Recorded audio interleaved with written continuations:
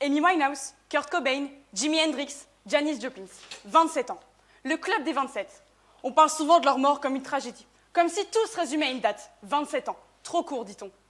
Mais leur histoire nous rappelle autre chose, que ce n'est pas la durée qui fait la vie, c'est ce qu'on y met, l'intensité, les émotions, les traces qu'on laisse. Et c'est là qu'on comprend. Peu importe la date où meurt quelqu'un qui n'a jamais vécu. Franchement, ça claque. Ce n'est pas la mort qui est effrayante dans cette phrase, c'est la vie, ou plutôt l'absence de vie. On passe notre temps à avoir peur de mourir. Mais est-ce qu'on a déjà pris le temps d'avoir peur de ne pas vivre? Mais vivre, c'est quoi? Larousse nous dit, vivre, ce n'est pas seulement être en vie, c'est donner un sens à son existence. Steve Jobs disait, se rappeler que nous allons mourir est la meilleure façon d'éviter le piège qui consiste à croire que nous avons quelque chose à perdre. Steve Jobs est mort à 56 ans. Pas une vie longue, mais une vie immense. La preuve que ce n'est pas la durée qui compte, c'est ce qu'on en fait. En gros, quand on comprend que tout a une fin, on arrête de jouer petit. Et pourtant, combien jouent petit? Jeanne, blonde, 1m63, des taches de rousseur et des magnifiques yeux verts. Elle n'a pas une vie parfaite. Elle est tombée, elle s'est trompée, elle a douté, mais elle a osé. Elle a tenté cette école même quand on lui disait. Non mais là t'es trop ambitieuse par contre. Et elle a lancé son projet alors qu'on lui disait. Non mais ça marchera jamais. Elle a aimé fort, elle a voyagé, elle a changé de voix à 40 ans, elle a pleuré, elle a ri, elle a dansé en soirée, surtout à Angers, alors qu'elle ne savait même pas danser. Elle a vécu. Arrivée à la retraite, elle regarde derrière elle, elle ne voit pas une ligne droite parfaite. Elle voit une aventure rythmée de souvenirs, d'anecdotes, d'amis, d'amour et de liberté. Et le jour où elle part, ses petits-enfants disent « T'aurais tellement dû connaître ma mamie, une femme incroyable. » Elle laisse une trace, pas parce qu'elle était célèbre, parce qu'elle était vivante. Parlons maintenant de Georges, 54 ans, cheveux grisâtres. Il avait des rêves aussi, peut-être devenir artiste, peut-être entreprendre, peut-être partir loin. Mais il avait peur. Peur du regard des autres. Peur de ne pas être à la hauteur. Peur d'échouer, peur de décevoir. Dans sa tête, il se répétait « Ha! T'y arriveras jamais !» Alors il a attendu. Le bon moment, la bonne stabilité, la bonne validation. Il a scrollé ses vidéos enregistrées pour plus tard.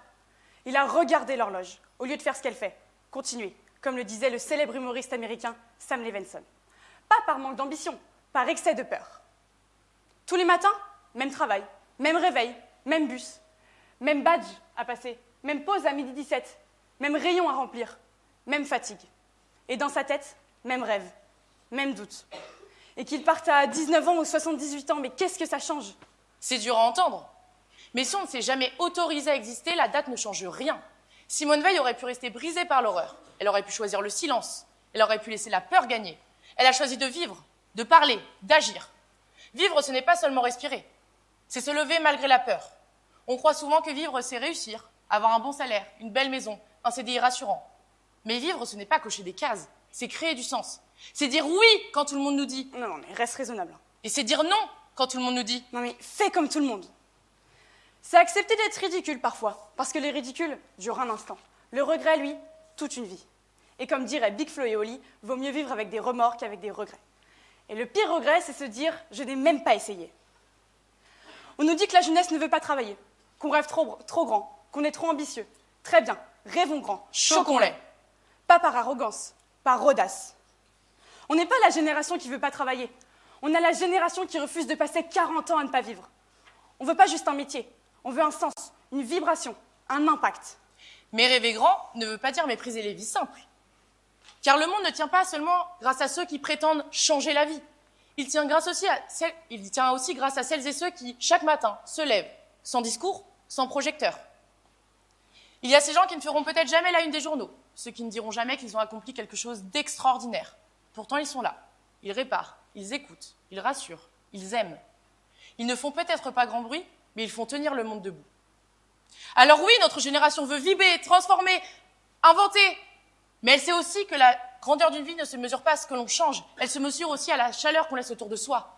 On ne veut pas attendre la retraite pour commencer à travailler, parce que le temps, lui, il passe. Alors continue d'aimer, continue d'apprendre, continue de tomber. Et comme l'écrivait le célèbre écrivain Jean d'Ormesson, merci pour les roses, merci pour les épines. Les roses, ce sont les réussites. Les épines, les moments difficiles. Mais dans les deux cas, c'est la preuve qu'on a touché quelque chose. Alors oui, un jour on mourra. Mais la vraie question n'est pas à quel âge. La vraie question c'est est-ce qu'on aura vraiment vécu? Est-ce qu'on aura crié, chanté? Dansé même, quand c'était une musique de merde, genre la tournée du patron de Patrick Sébastien. Aimé, même quand ça faisait peur. Lancer ce projet, même si personne n'y croyait. Ou est-ce qu'on aura attendu? Encore et encore. Alors réveillons-la. Vivez, criez, chantez, dansez, riez. aimez. N'ayez pas peur d'exister et comme le dirait une grande devise étudiante, s'amuser, boire et... Ah mais il y a le jury quand même.